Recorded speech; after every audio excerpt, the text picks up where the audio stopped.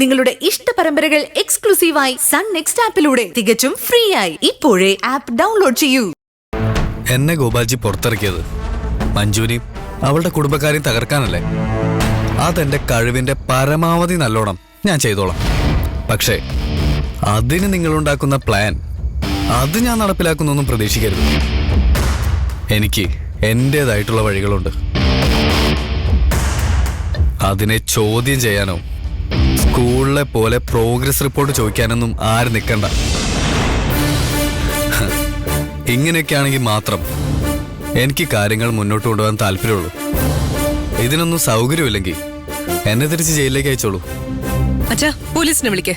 ഇവനെ തിരിച്ച് ജയിലിലിടുന്ന തന്നെയാ നല്ലത്. അഹങ്കാരത്തിന് കൈയും കാലം വെച്ചാ ഇങ്ങനെ ഇരിക്കും. ഇവൻ പറഞ്ഞത് നീ കേട്ടില്ലേ? ആണുങ്ങൾ സംസാരിക്കുമ്പോ ഇടയിൽ കയറരുത്.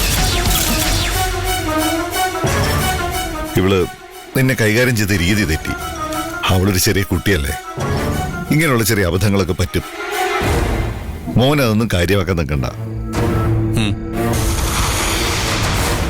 മോനിഷ്ടമുള്ളതുപോലെ മഞ്ജുവിന്റെ കാര്യങ്ങൾ കൈകാര്യം ചെയ്താൽ മതി. എനിക്ക് ആ കുടുംബം നശിച്ചു കണ്ടാൽ മാത്രം മതി. നിന്റെ ഒരു കാര്യത്തിൽ ഞാനോ എന്റെ മക്കളോ ഇടപെടില്ല. എന്താ പോരെ? ഗോപാൽജി കുറെ കൂടെ സെൻസിബിൾ ആണെന്ന് എനിക്കും അറിയായിരുന്നു.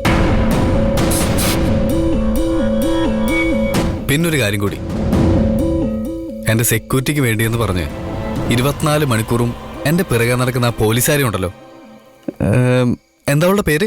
അനിത. ആ, അവള് തന്നെ. അവളുടെ സേവനം ഇനി എനിക്ക് വേണ്ട. എപ്പോഴും പുറകെ ഒരു പോലീസുകാരുണ്ടാവുന്നത് എനിക്കെന്തോ ഇറിറ്റേഷൻ പോലെയാ. എനിക്ക് ജയിലിലെ അവസ്ഥ ഓർമ്മ